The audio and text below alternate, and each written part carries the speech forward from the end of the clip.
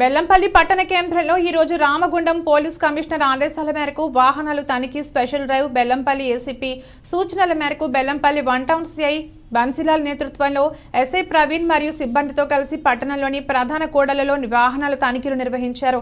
ప్రధాన కూడళ్లతో పాటు శివారులో వాహనాల తనిఖీలు నిర్వహించి ధృవీకరణ పత్రాలు లేని వాహనాల, డ్రైవింగ్ లైసెన్స్ లేని వారిపై, ఇన్సూరెన్స్ లేని వారిపై, నెంబర్ ప్లేట్ నిబంధనల ప్రకారం లేని వాహనాలపై కేసులు నమోదు చేశారు.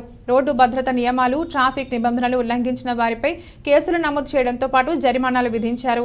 వాహనదారులు తప్పనిసరిగా వాహన ధృవీకరణ పత్రాలు, లైసెన్సులు, ఇన్సూరెన్స్ పత్రాలు కలిగి ఉండాలన్నారు.